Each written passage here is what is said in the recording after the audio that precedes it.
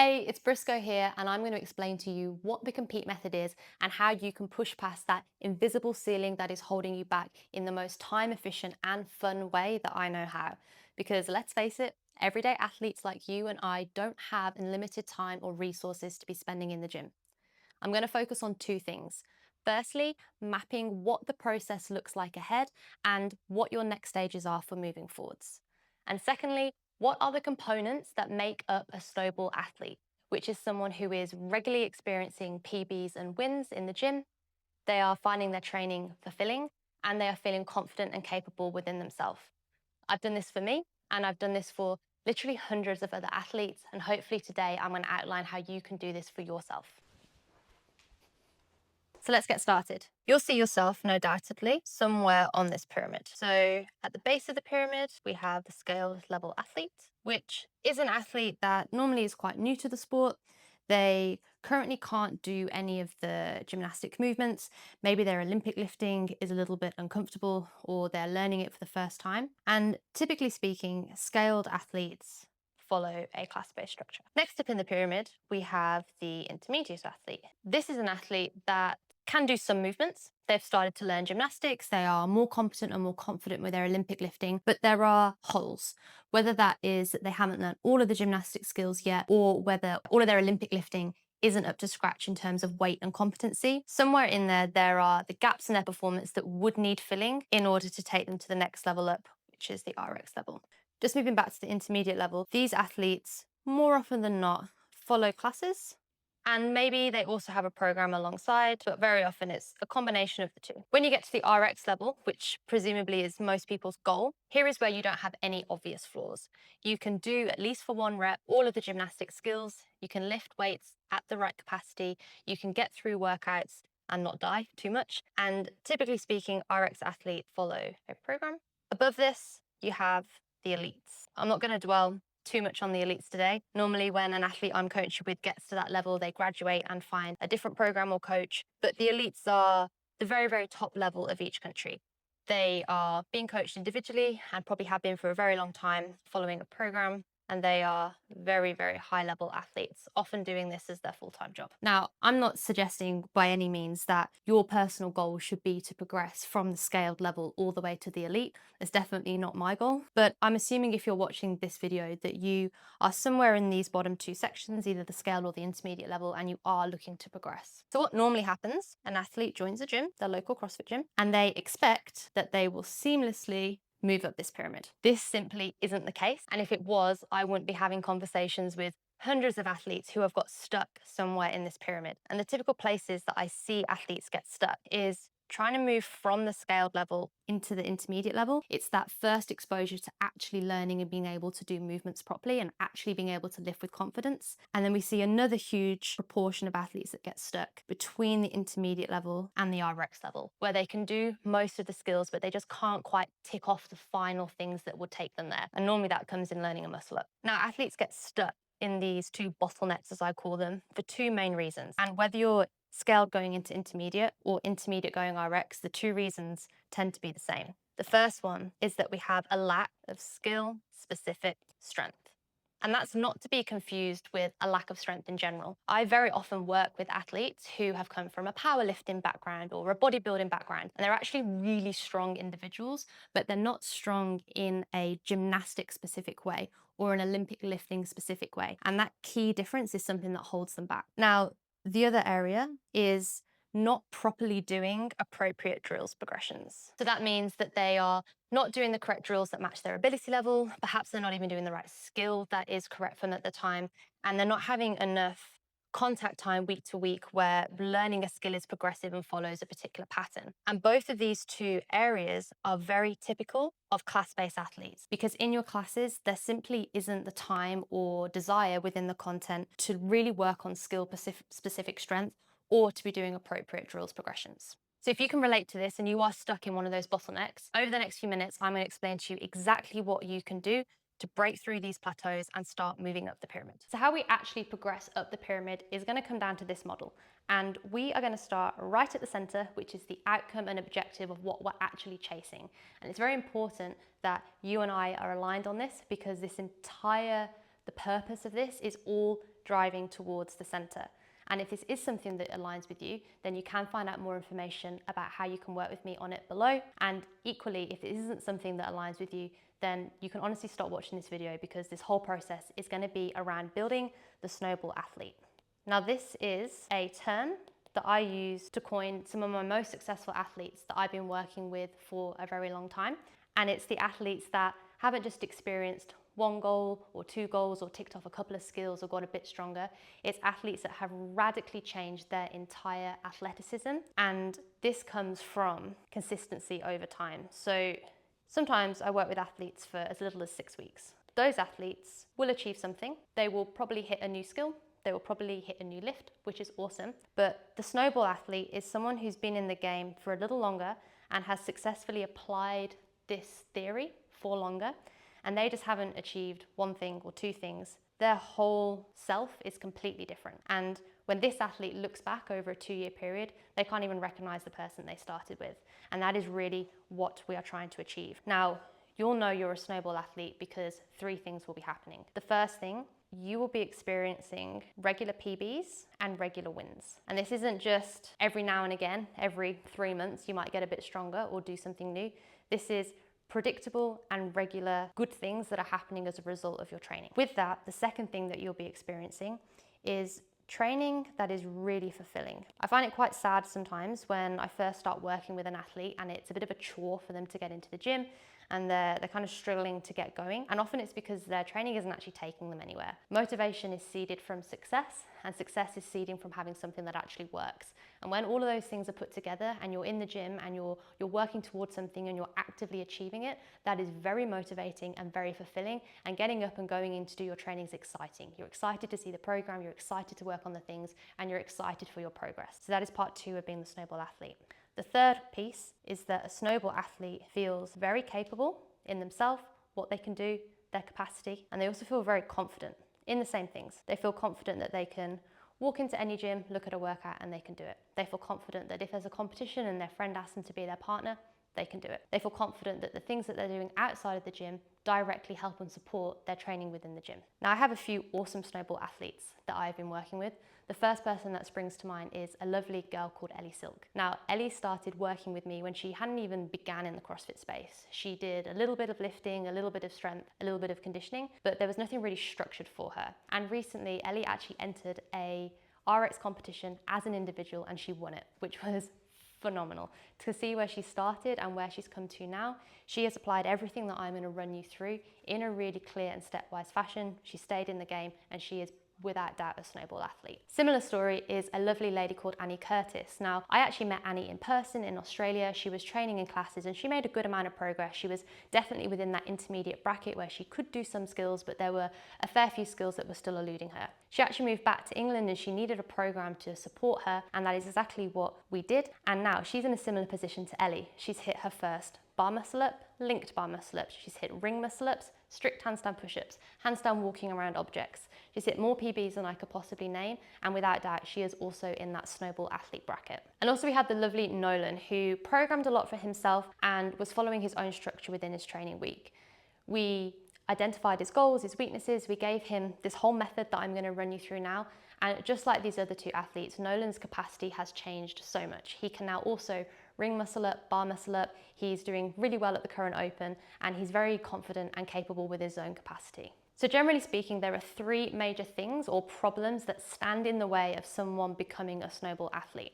And the first one, which is probably the most obvious, is they don't actually have a program or content within their training week that they are doing, which is supporting what they need. So I'm just going to call this a lack of structure, and that is our first problem we need to overcome. The second one, again, could be quite obvious, is that the athlete isn't moving well at all. They're not performing movements as they are meant to look like. They're getting stuck. They don't know how to do drills. They're having to scale everything. And this comes down to poor technique and bad habits, which is a really tricky one to try and overcome, but it's something that we face a lot of. And finally, the third major problem that would stand in the way of becoming a Snowball Athlete is that the other 22 hours or 23 hours outside of their training time doesn't align and match up with the goals that they're trying to achieve. So we don't have alignment. So if we can fix these three major problems, then progress up that pyramid and towards a snowball athlete is going to be inevitable. So if the first is having no structure, no proper program in your training week, then the first solution, or the first thing that we are trying to gain, is completing a program that directly matches the goals that you have, and that you're actually doing the things every single week that is going to take you from where you are now to where you need to go. If the second problem that we have is bad technique and poor habits, the solution to this, and the thing that we are chasing, is the capacity for you to walk into any gym or complete any part of any program and know that you're performing the movements correctly. So let's say that this is, I'm going to put no coaching corrections. You want to be in a position where if a coach walked past you doing a movement, they don't have anything to say, and they're not thinking, she needs to fix that. And then finally, if the third problem was not having alignment in the other 22 hours of the day, the solution that we are chasing is trying to fix those habits so that your habits actually match your goals. Okay, so we know the three biggest problems. We know the three things that we're chasing and the solutions. So what we're now going to run through is what three things do we need to do and address so that you have a program that matches your goals. What three things do we need to do? That means when you walk into a gym and you are performing a movement, you don't have a coach giving you corrections because you're doing everything properly. And what needs to change here? So that your habits match your goals. Now, when I go around this model and I run through each of those three things, what they are, I'm going to ask you some questions and you're going to do an audit of your own training at the minute. And we're going to create a traffic light system where if you mark it green, you're already doing the thing really well, so great job. If it's orange, you're kind of doing it, but it needs some kind of improving. Or if it's red, you're not doing it at all. Or if you are doing it, it's not working in the slightest. And that is going to be able to give us a really visual picture of currently where your holes are, where the gaps are, what's going wrong, and then you know exactly what you need to do in order to fix that. Okay, so if the first problem is that we don't have any proper structure within your training week, and the thing that we're chasing is to have a program that actually matches your goals, what is the first piece of the puzzle that needs to happen? We need to create for you your athlete blueprint. And this is the material, the content, the actual training that you are going to do every single week in order to achieve your goals. And how you actually create that requires you doing an audit of your own training. There's three major things that you need to consider. The first one, the most obvious one, is what are your goals? What are you actually trying to achieve? What skills are you working on? What strength pieces are you working on? Is it conditioning that is your focus? What are the personal and specific goals that you have as an individual? The next really important consideration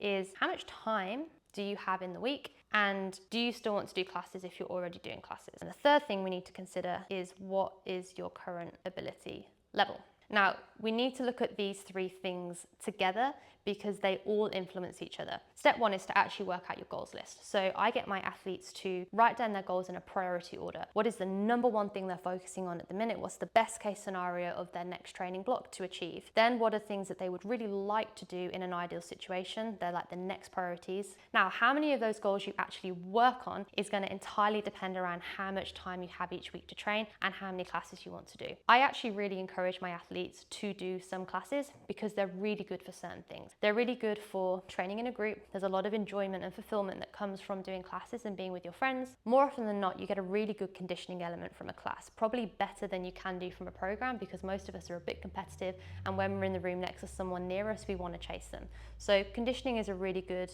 reason why you would keep classes in your schedule. However, we need to know how much time outside of your classes you're prepared to spend on a program, and with that we'll see how many goals that you can achieve. Normally, as a rough guide, you kind of need 1 hour of work per goal, because every goal that you're wanting to work on, let's take a toast bar for example, is going to require strength and skill work, and both of those things are important and both of them take time. Normally I work with athletes for between 2 and 5 hours a week, and with that we're working on 4 to 10 goals depending on how similar they are.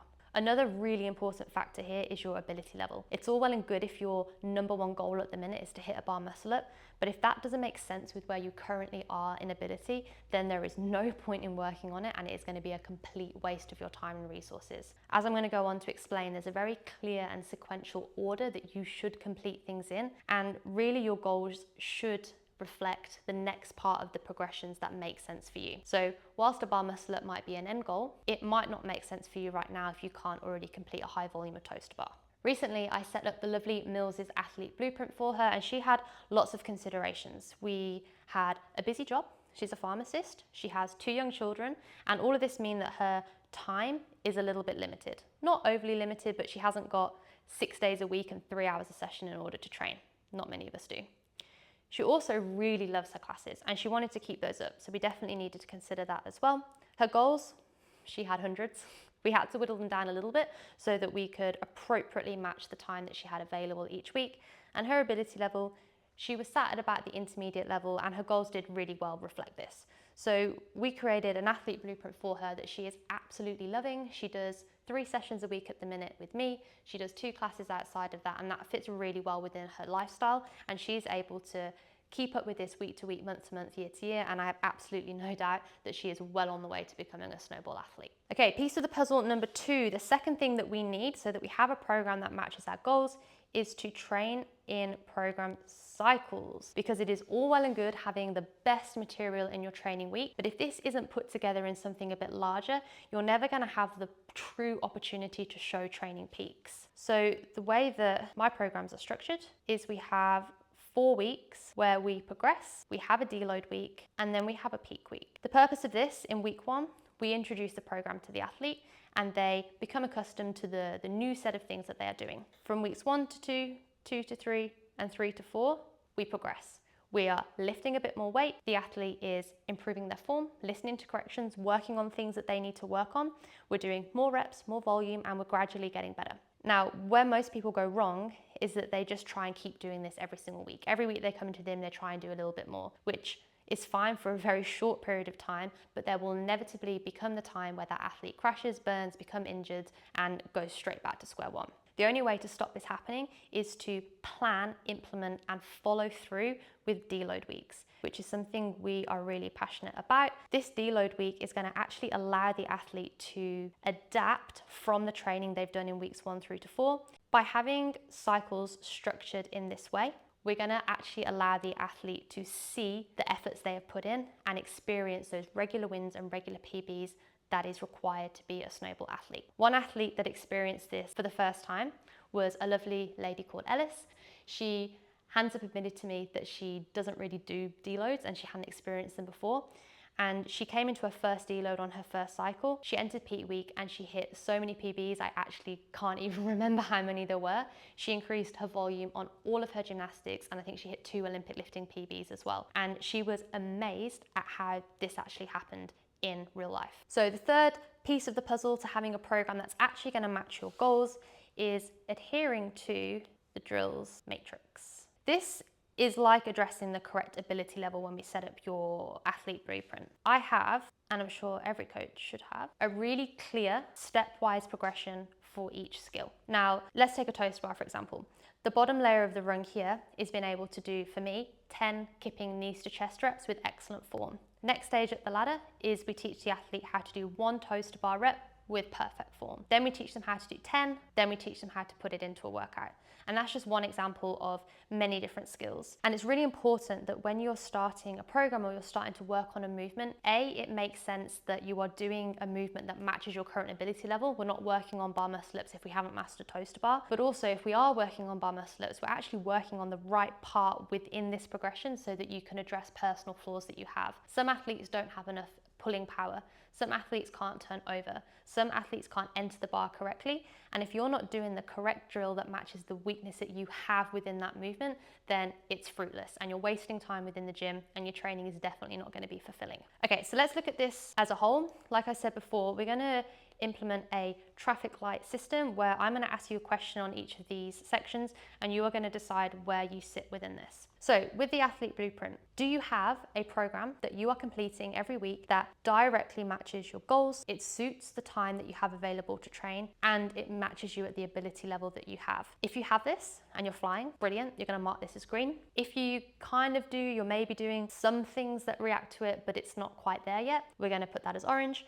Or if you don't think you have a structure that matches these things well at all, you're going to mark this as red. And I'm going to put this as red because most athletes that I first start working with would do the same. Second one, let's remember our program cycles. Are you training in a way that is obvious, that you're progressing for a series of weeks, you're having deloads that you actually do, and then there are times within your training where you come back and you peak? If yes, you're doing all of those things, definitely put that as a green, well done. If you're training in cycles, but you're not necessarily adhering to them, or they're not really working in the way that I've just explained, then I'd go ahead and put that as an orange. And if you're not really training in cycles at all because you either don't do it or the program that you have doesn't offer it, then you're going to put that as red. And I'm going to put this as red because 99% of athletes I work with have never done a proper deload. And finally, let's look at the drills matrix. So this is, are you working definitely at the correct level that you need to? Not just you're working on the correct skill that you need to, but within learning that skill, you're doing the drills that are actually making the difference. If you definitely are, and this is very relatable, go ahead and put that at green. If you think you are, but you're not 100% sure, put that as orange. And if you're not even working on drills and skills, definitely put that as a red. I'm gonna go a mixture of red and orange. Most athletes that I first start working with are doing stuff, it's not the right stuff. Okay, so if having poor technique and habits is the problem, and being able to walk into any gym and do any movement and not receive any coaching corrections is the goal, what things do we need to do in order to get there? First thing I want you to think about is, do you have a single voice? And what I mean by that, is there one coach that you listen to and are coached by and trust that is guiding you, or do you have a number of different people giving you advice? When I was learning my ring muscle up, there were 2 coaches at the gym, both brilliant, might I add, but they both had different methods to try and get me there. And as I mentioned before, every coach, in my opinion, should have quite a clear structure that they take their athletes up to get from A to B to C. If you're on one progression, you need to stay on that progression, because someone jumping in and trying to fix something is probably going to take you off it, and you're going to end up spinning around in circles and going backwards and actually going forwards. And this is something that I see really, really regularly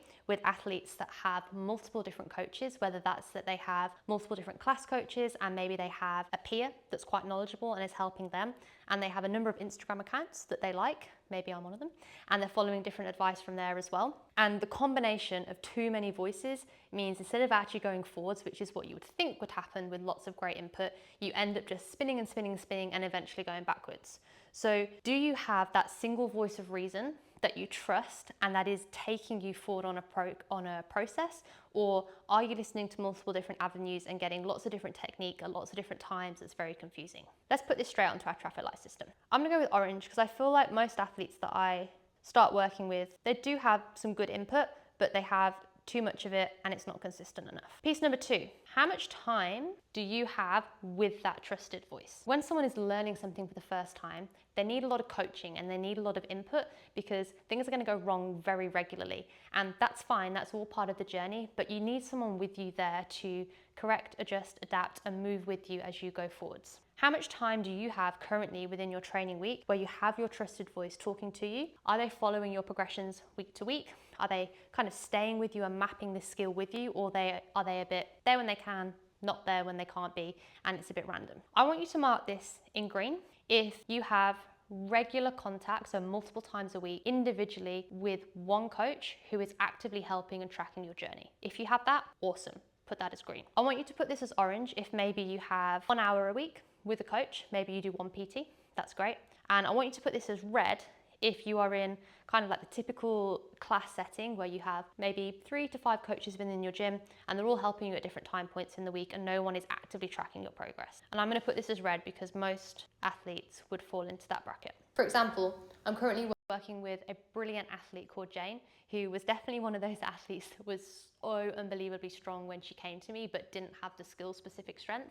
She was working on a program and she didn't actually have any contact time and coaching time within that. This is an athlete that has unbelievable potential, and when she came to me, I couldn't actually believe that she couldn't yet Olympic lift properly and couldn't do any gymnastic skills, because she was probably the strongest person I've ever encountered. She's stronger than most of the boys that I know. With a little bit of coaching and a little bit of help and having one voice to guide her through this process, within her first 12 weeks, she went from learning a first toaster bar, pull up, handstand push up, handstand walk, and bar muscle up. And we did all of that in 12 weeks just because she actually was properly coached and guided through the process. Okay, so what is the third piece of the puzzle to walking into a gym, completing a movement, and not having a coach having to correct you? This one is actually quite tricky, and it's for you to have the skill to be able to self-correct. Now, what I mean by that is, can you complete a given movement and know that you're doing it properly, or at least know exactly what the technique should be and how to work towards it? And with that, if you do a movement and you do it wrong, you know what you've done wrong and you can also fix it. This section is having the understanding and autonomy that you actually know what you're doing and why you're doing it. And it's not just someone telling you need to do X, Y, Z.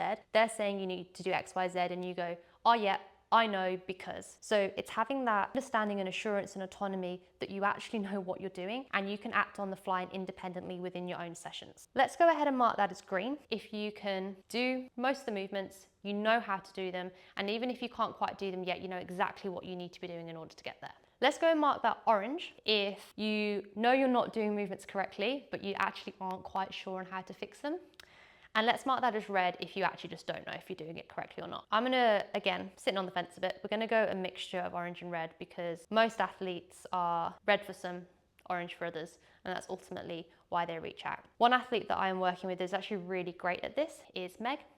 She has been working with me now for long enough that she often sends me videos in her sessions, and one video will have a mistake in or a correction, and then she'll put a little comment to say, oh, I picked up that I did this, I know that I need to fix this, so here's the correction that I did. And because she's got to the point now where she is so autonomous within her own sessions, she is self-correcting on the fly, and she is without doubt a snowball athlete and is experiencing regular wins and regular PBs all the time. So if the final major problem is that the other 22 hours outside of the gym don't quite align with your goals, and the solution is to create habits that match your goals, what is the first habit that we need to address? And that is most doubtably nutrition. And within nutrition, we have a few factors to consider. The first big question is, are you fueling your training correctly? Are you eating to adapt from your training? And then the final one is, are you eating to support your health, wellness and longevity? So again, let's go straight ahead with the traffic light system. And let's go and put this as green if you are confident that you're eating enough food, enough carbs, enough protein and enough whole foods to support what you're doing. We'll put that as orange if you can do some of them but not others. And let's go ahead and mark that as red if you don't feel like you're hitting the mark, or if you have no idea if you're hitting the mark or not. I'm actually going to put this as green. We want some green on the diagram. One athlete that has made some really important changes here is my lovely athlete called Nick. She had watched some of the trainings and the nutrition that we have for our athletes around enough energy for your sessions. And she actually came to me and said, you know what, I'm actually not sure if I'm eating enough calories or if I'm eating enough carbs to support my training. I think that might be why I'm potentially feeling a bit flat. Can we do a bit of an experiment and change some things and see if it helps? So we increased her carbs, was a main one, made sure that she was properly fueled for her sessions, and she has had a really positive impact for that, where she is training better and, importantly, which is a big scare factor for most of females, but she hasn't gained any weight. So that was a big tick that we've made an important change for her, and that is positively playing into her becoming a snowball athlete. Okay, so second piece of the puzzle on how we're going to get our habits to match our goals is we really need to consider your mindset. And with this, there are lots of things, but I'm going to focus on two main ones. The first one is not being a popcorn athlete. I'll explain. And the second one is going to be around competitions. Whilst we want to be a snowball athlete, we want to actively not be a popcorn athlete. The difference between a snowball athlete and a popcorn athlete is the thoughts and feelings you have about consistency and long-term goals and progressions. Whilst this snowball athlete stayed consistent, they did all of these things, so they stayed in the game for long enough and they're in this exponential experience of achieving goals. My popcorn athlete, on the flip side, has a red hot attitude. They come in, they do absolutely everything perfectly, they eat perfectly, they don't go out and see their friends, they train 6 days a week for 2 hours and they put all their focus into doing every drill meticulously, but they can't sustain it past the 6 or 12 week mark. So yep, we experience absolutely amazing things in 6 weeks, but then they have to take a break. So we go back down to here. And then they're like, right, they go back in, and we end up with something like this, where a popcorn athlete looks back in 2 years' time and nothing has changed. So the first thing about getting your mindset right is having the notion that training is for the long run, and the best indicator of whether you're going to succeed in the long run is, can you do it for the long run? And that means you need to be realistic. Next biggest thing around mindset is competitions. And I want to talk about this because a lot of athletes that I coach want to enter a competition, but sometimes when they get to that competition, their brain falls out. They are so unbelievably stressed. They sometimes get injured or do dumb things in the lead up because they're so wound up about what is coming next. And that is not helpful for anything. So having a really positive and calm mindset around competitions, where we enter them because it's great and it's fun and it's good to mark your progress, but it's not going to kill you in the process. And athletes that have a really positive mindset around this can sometimes make really difficult decisions. So Anna, she is wonderful. She started working with me because she was training for a competition. She'd already entered it, and she had a really bad shoulder injury that prevented her from doing pretty much everything overhead. But she still wanted to train for this competition. It became clear to me quite quickly that that was a really silly decision, and that potentially entering that competition was going to put her back a long, long way. Luckily, Anna had a really positive mindset around this. She listened to me. She didn't enter the competition even though she'd committed to it and paid for it. And instead, we worked on a series of rehab, recovery, and we built her up to the point where a few months down the track, she was in a really great position. And now she's in the position where she can enter competitions in a really healthy and positive way, and it's not going to set her back. And that is really what we're looking for with mindset. So again, jumping straight into the traffic light system, I want you to think about how you think about training in the long term and also your mindset around competitions. I think they're both important. So let's go ahead and pop that at green if you think both of these are really good. Let's put that at orange if you maybe are halfway there but you've got some work to do. And let's put that at red if you're thinking, ooh, this is awkward. I can't relate to that. Okay, so final piece in the puzzle for having great habits that align with your goals are going to be focused around injury and illness, because these are two things we always want to avoid. Now, a lot of avoiding this is going to come from things we've already spoken about. It's going to come around from having a training week that is realistic for you and doesn't overstress you. It's going to come around from training in cycles, so we have regular and implemented times of deload. It's going to come from having a positive mindset where we're not overly stressed and getting worked up about things that ultimately don't matter. And it's going to come around from eating correctly. It's also going to come around from doing appropriate mobility and stability that matches your body and what you need to be working on. One athlete that unfortunately experienced a period of getting quite ill and getting quite injured, but came out of it in a really positive way was Ria, and I'm really proud of her for this. It's inevitable that at some point all athletes will experience this, even with the best intentions. However, what Ria was amazing at doing is instead of letting an injury and an illness push her down, set her back and make her quit, we figured out what we could do in order to keep taking her forward. We adjusted some of the things that she was eating, we adjusted the way that she was recovering, we listened to the advice of her physios that she was seeing, and we molded her training in a way that she could still turn up, feel successful and move forwards. Because we attacked this in the correct way, Ria has now come back into the game, she's training at full capacity, and she's just experienced 2 lifetime PBs last week. And that is an awesome example of how when you're experiencing injury and illness, hopefully not very often if you follow this correctly, but when it does come, how to properly cope with it so that it doesn't drag you down. Okay, so let's look at our traffic light system. Finally, injuries and illness. Where do you think you stand? Are you always injured and ill? Definitely put that as a red. You're pretty good most of the time? Put that as a green. And if you're somewhere in the middle, maybe you sometimes get injured or ill, but you don't really know how to cope with changing that, we can put that as an orange. Okay, so now we've got our model complete. We can zoom out and you can see where your colors lie. Now I'm going to make a prediction based on the fact that this would be the case for most of the athletes I started working with and who would be motivated to even watch this video in the first place, that the things around the structure and the technique part of your model are going to be quite red. And if you're seeing that and thinking, okay, I really want to change this, I want a program that is going to meet the goals that I have on my timetable. It's going to be training in proper cycles. I'm going to be meeting skills where I need to meet them. I'm going to be performing with good technique. I'm going to be properly coached through the process and feel really assured in what I'm doing. And I want habits that are going to match and meet that as well. I want to improve my nutrition. I want to make sure that I have a long-term mindset. I'm not getting injured and ill. If all of these things are things that you would benefit from and would like to work on, I would love to hear from you. All you need to do is send me a message on Instagram with the word, let's go with Snowball, seeing as we're trying to create the Snowball Athlete, and that will let me know that you've seen this video and you're on board and you would like some more information about how coaching might look for you in order to turn this around.